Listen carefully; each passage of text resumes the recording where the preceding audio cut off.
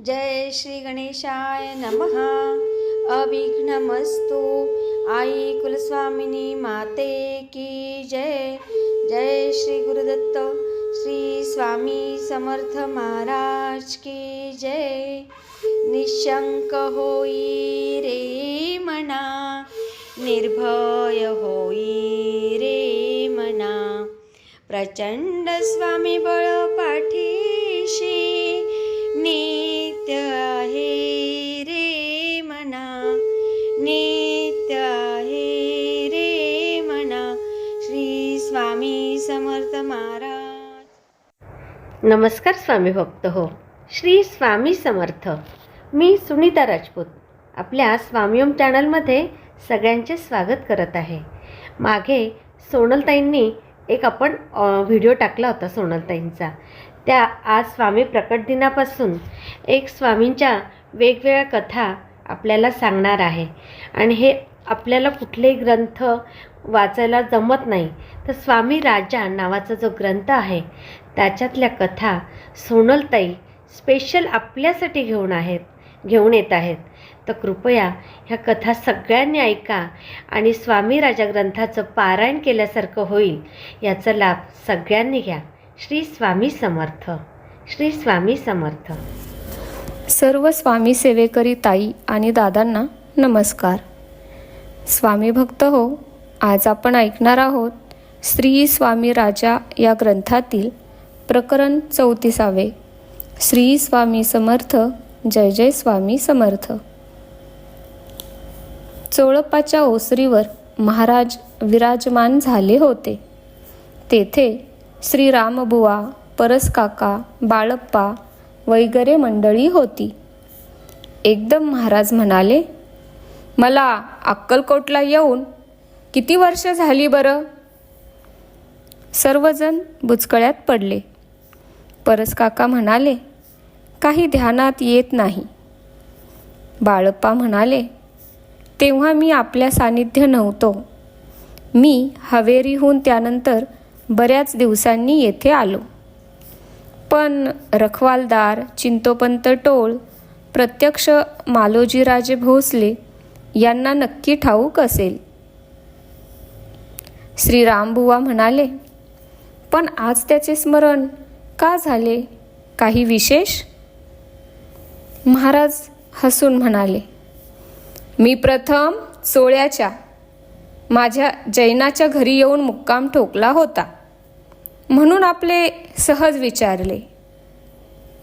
इतक्यात चिंध्यांचे बाचके डोक्यावर घेतलेली ती वेडगळ सरस्वती तेथे आली व टाळीच्या ठेक्यावर फेर धरीत म्हणू लागली, 20 वर्ष झाली त्याला करा हो स्मरण, तुम्ही करा हो स्मरण।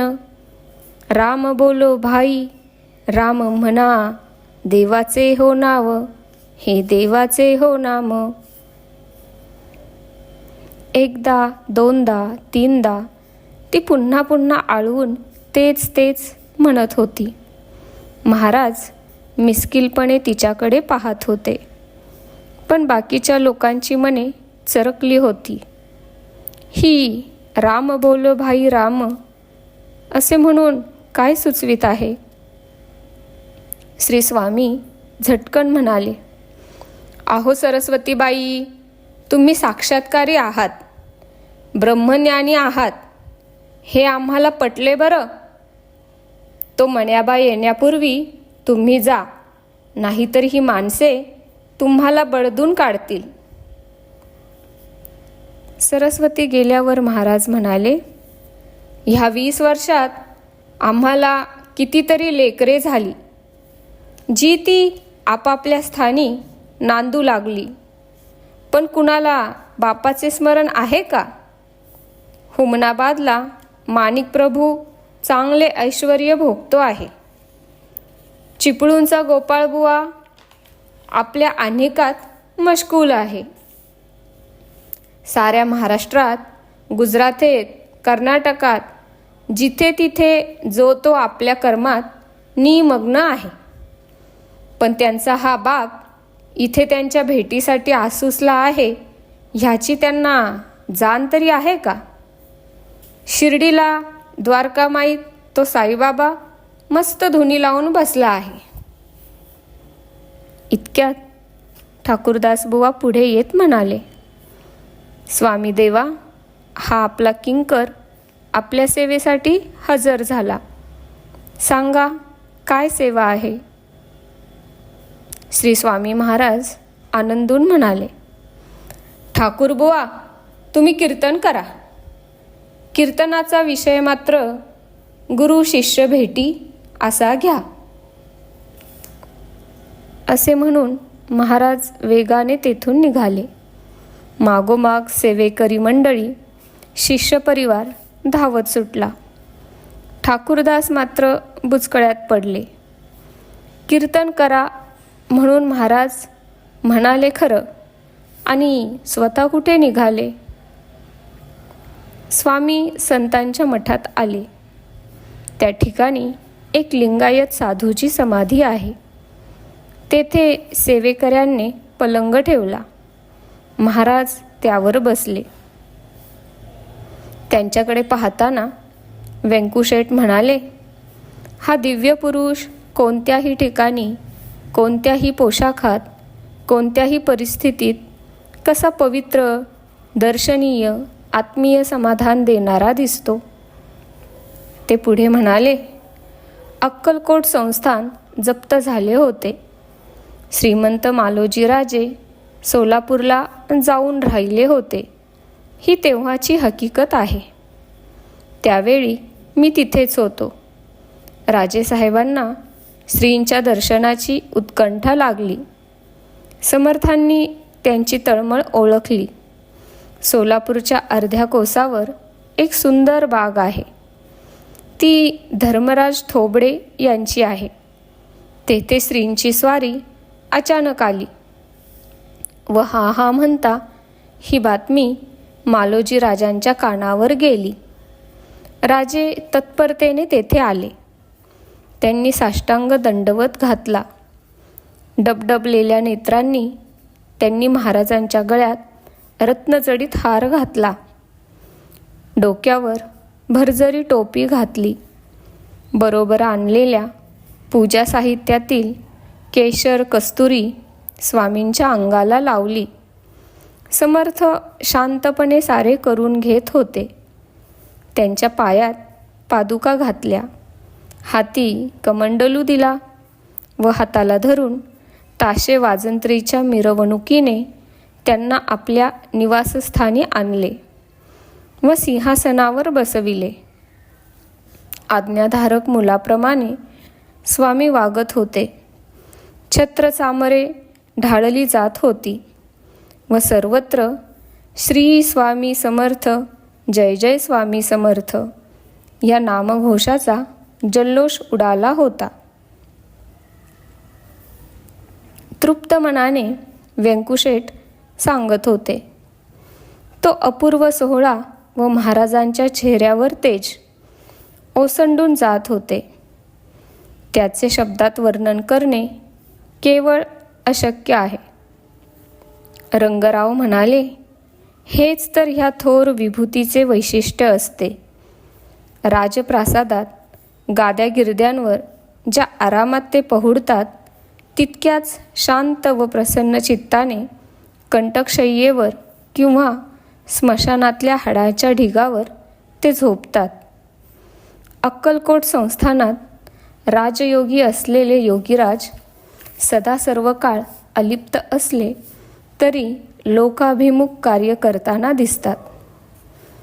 कमलाकर म्हणाले, म्हणून तर संत शिरोमणी तुकाराम महाराज म्हणतात, आम्ही वैकुंठीचे वासी आलो याच कारणासाठी.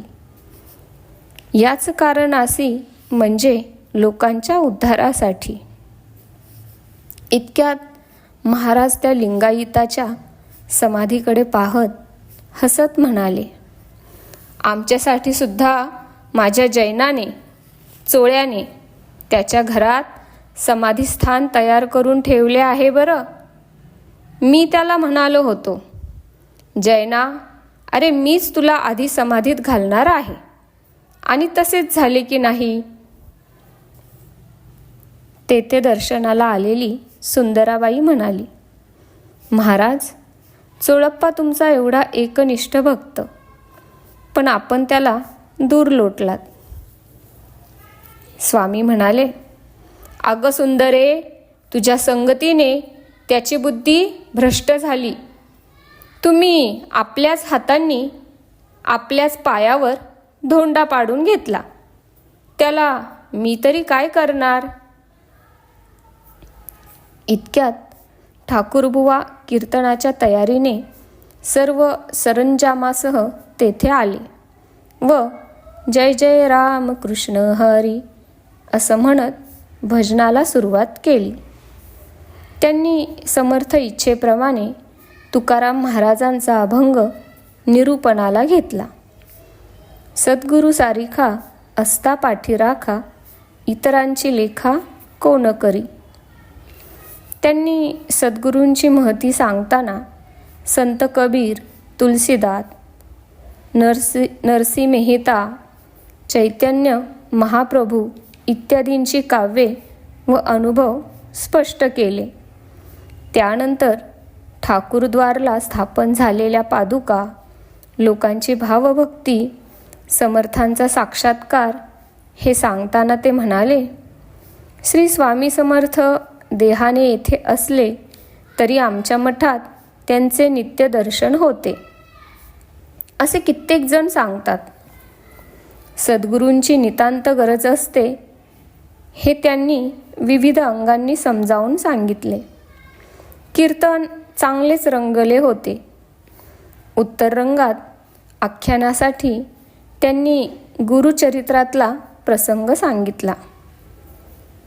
श्री नरसिंह सरस्वती महाराजांच्या सांगण्यावर हुकूम त्या श्रद्धाळू भक्ताने आपले शेत कोवळे असताना कापले. त्याला कुटुंबियांसमवेत सर्वांनी मूर्खात काढले. बायकोने रडून गदारोळ केला, पण हा एकनिष्ठ भक्त गुरुशब्दावर विश्वासून होता. सिद्ध सत्पुरुषाच्या आज्ञेवर हुकूम मी वागलो, माझे काही चुकले नाही, ही त्याची भावना दृढ होती. ठाकूरदास म्हणत होते, काय सांगू श्रोते हो, त्या वर्षी त्याच्या शेतात अमाप पीक आले. वाढी दाढीने घेणारे सावकार वसूल करून करून दमले, पण धान्य संपत नव्हते. सद्गुरु देता है तो छप्पर फाड़ के देता है. अहो, आपल्या रोजच्या व्यवहारी जीवनात सुद्धा सद्गुरूंची कृपा झाली तर आनंद, हर्ष, समाधान, संतोष सारे भरभरून मिळते. जो पैसे टाकून सुद्धा खरेदी करता येणार नाही असा आनंद मिळतो. हाताने कुणाला देता येत नाही किंवा घेता येत नाही. हा अंतरातला आनंदाचा स्रोत भरभरून वाहतो आणि हे अनुभवाशिवाय कळणार नाही. हे ऐकून लोक प्रसन्नतेने माना डोलवीत होते, जणू कीर्तनकाराच्या म्हणण्याला दुजोरा देत होते, कारण ते खरंच अनुभवाचे बोल होते. ठाकूरदास बुवा कीर्तनाचा समारोप करताना म्हणाले, म्हणून आपले संत तुकाराम स्व अनुभवाने पूर्व पद्यात म्हणतात, सद्गुरु सारिखा असता पाठी राखा, इतरांची लेखा कोण करी. आरती झाली, कीर्तन संपले. महाराज म्हणाले, मुझे पांडुरंग की याद आ रही है. आज चुरमुऱ्यांचा प्रसाद वाटावा असे वाटते. पडत्या फळाची आज्ञा. स्वामींची इच्छा पूर्ण करण्यासाठी जो तो दुकानाकडे चणे चुरमुऱ्याच्या भट्टीकडे धावला. श्री समर्थ म्हणाले, हरी विठ्ठला, तू रोज वहीत काही बाही लिहित असतोस. जा, ती चोपडी आण बाप्पा. हरी विठ्ठल नम्रपणे म्हणाले, मानवी बुद्धीला अनाकलनीय आहे ते सारे आपल्या हातून घडते. ते सारे मी लिहून काढतो. माझ्या अल्पबुद्धीच्या ते किती आणि कसे लक्षात राहणार? यावर स्वामी म्हणाले, हो, तीच तुझी वही घेऊन ये. चला, महाराजांचा हस्तस्पर्श होईल आणि माझे लिखाण पावन होईल. या विचाराने हरी विठ्ठल घरी गेले. चुरमुऱ्यांची पोती, बाचकी, थैल्या, पिशव्या भरभर येत होत्या. ती चोपडी घेऊन हरी विठ्ठलही आले. प्रसाद भोगते अक्कलकोटवासी झाडून सारे हजर झाले. लिंगाईत समाधीपाशी तुंबा गर्दी झाली. समर्थांनी वहीचा एक कागद फाडला व सेवेकऱ्याला मूठभर चुरमुरे द्यायला सांगितले. एका पाठोपाठ महाराज वहीचे कागद फाडत होते व त्यावर चुरमुऱ्याचा प्रसाद देत होते. फाडले जाणारे कागद पाहून हरिविठ्ठलांचा जीव थोडा थोडा होत होता. आता इतके प्रसंग मी पुन्हा कसे लिहून काढणार? माझ्या लिखाणाची ही वाताहत मला पाहवत नाही. पण काय करू आणि स्वामींना सांगू तरी कसे? इतक्यात ठाकूरदास बुवा वरच्या पट्टीत आवाज चढवून म्हणाले, लोक हो, चुरमुऱ्यांचा प्रसाद तुम्ही खा, पण चुरमुरे ज्यावर ठेवले आहेत तो कागद मात्र टाकू नका.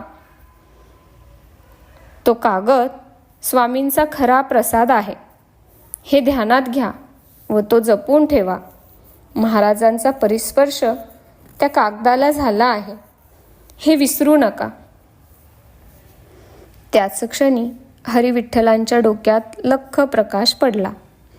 आज इतक्या लोकांच्या हातात स्वामी समर्थांचा एक एक चमत्कार गेला आहे, तो ते जपून ठेवणार आहेत. हे केवढे अहोभाग्य म्हणायला हवे. माझ्याजवळ जर ही वही राहिली असती तर त्या लिखाणाची बहुधा कोंडी झाली असती. एखाद दुसऱ्याने ती वाचली असती, बस. पण आज घरोघरी स्वामी महाराजांचे कर्तृत्व पोहोचले. ही घटना किती वेगळी आहे. मी उगाचच कष्टी झालो. इतका व्यापक विचार माझ्या मनी का आला नाही? हरिविठ्ठलाने स्वामींपुढे साष्टांग दंडवत घातला. तेव्हा सर्व मंडळी निघून गेली होती. स्वामी महाराज म्हणाले, हरिविठ्ठला, तू म्हणतोस ते प्रसंग सर्वकालीन सर्वांसाठी सर्वदा एकसारखे नसतात बरं. हे ध्यानात घे. एका वांझगाईला पाना फुटला हे खरे, पण गावातल्या सर्वच वांझगाई म्हशी माझ्यापुढे आणून उभ्या केल्या तर? चोळप्पाचा मुलगा कृष्णप्पा थांबलेला श्वास पुन्हा घेऊ लागला. पण गावातली सर्वच प्रेते मी जिवंत करावीत अशी अपेक्षा आहे का? अशाने ज्ञानेश्वरकालीन चांगदेव मी होईल. अरे ह्याचे काही भान? बाळप्पा, ठाकूरदास आणि इतर निवडक मंडळी स्वामींकडे पाहत होती. स्वामी पुन्हा म्हणाले, ह्या ज्या घटना घडतात त्या नियतीचे बंधन झुगारून घडत नाहीत बरं, तर त्या जीवाचे तसे प्रारब्ध असते. माझ्यासारखा एखादा मध्ये आलेली अडचण दूर करतो, वाट मोकळी करून देतो, एवढेच. ते सामर्थ्य योगशास्त्रात जरूर आहे, पण ज्याची वाट मोकळी करायची ती त्यानेच आपल्या श्रद्धा, भक्ती, निष्ठा या मार्गाने. हे ध्यानात ठेवा. ह्या चमत्कारांचा डांगोरा पिटू नका. प्रत्येकाने आपली पात्रता वाढविण्याचा प्रयत्न करा. प्रत्येकाचा साधन मार्ग वेगळा असेल, पण त्या साधन मार्गाची वाटचाल करताना आपले चारित्र्य, आपली सचोटी, आपले सातत्य आणि भक्तियुक्त अंतकरण आणि निष्ठा हे असणे आवश्यक आहे. हे ध्यानी ठेवा. कधीही फार न बोलणारे महाराज जणू प्रवचनाच्या आवेशात मार्गदर्शन करीत होते. मंडळी खुशीत होती. पुढे महाराज म्हणाले, मी सदा सर्व काळ असणार नाही. उपजे ते नाशे हा सृष्टिक्रम आहे. पण मी ही दिलेली शिदोरी तुमच्याजवळ सतत असू दे. आता मात्र सर्वजण दचकले. ही अशुभ सूचनेची नांदी तर नाही, अशी शंका त्यांना आली. महाराज लगेच म्हणाले, बाळप्पा, तुमच्यावर जबाबदारी अधिक आहे. कारण तुम्हाला बरीच वर्ष सर्व भारतभर ध्वजा फडकवायची आहे. स्वामी समर्थांच्या कृपासूर्याचा संस्पर्श झालेले आता अगणित होते. धनाढ्य भाऊ रसूल, पोस्टल सुप्रिटेंडंट बाबाजी सदोबा, श्रीमंत जयाजीराव शिंदे, चांदोर करनाळी येथील जगन्नाथांचे ब्रह्मानंद स्वामी, पुण्याचे काळ महाराज, केशीगावचे आप्पा पाटील व इतर कितीतरी भक्त, आर्त, जिज्ञासू यांच्यावर स्वामींनी कृपा करून त्या साऱ्यांना धन्य केले होते. निकटवर्तीयांना जाणवत होते की श्री स्वामी समर्थ अंतर्मुख होत चालले आहेत. ते लोकांना दर्शन देत होते. लोकांना कृपाप्रसादही मिळत होता. ज्यासाठी त्यांनी पाच्य भौतिक देहाची खोळ धारण केली होती, ती आता त्यांना बहुधा जड वाटू लागली होती क्या, या विचाराने त्यांचे सेवेकरी आणि निस्सीम भक्त खिन्न होत होते. गोपाळशास्त्री जानकरांना म्हणाले, आपल्या स्वामींचे जीवन हे वैचारिक परंपरेचे रसायन आहे. हे आपण जाणले पाहिजे. आजच्या तथाकथित बुद्धिवादाच्या भ्रामक वातावरणात अशा सत्पुरुषांच्या चरित्रासंबंधी जी भयावह उपेक्षा बळावत आहे, ती परिणामतः मानवतेला विघातक आहे हे जाणले पाहिजे. एक जण म्हणाला, अहो, उपेक्षा कुठली? महाराजांना मानणारे हजारो लोक आहेत. यावर गोपाळशास्त्री म्हणाले, हजारो लोक म्हणजे समाज नव्हे, देश तर नव्हेच नव्हे.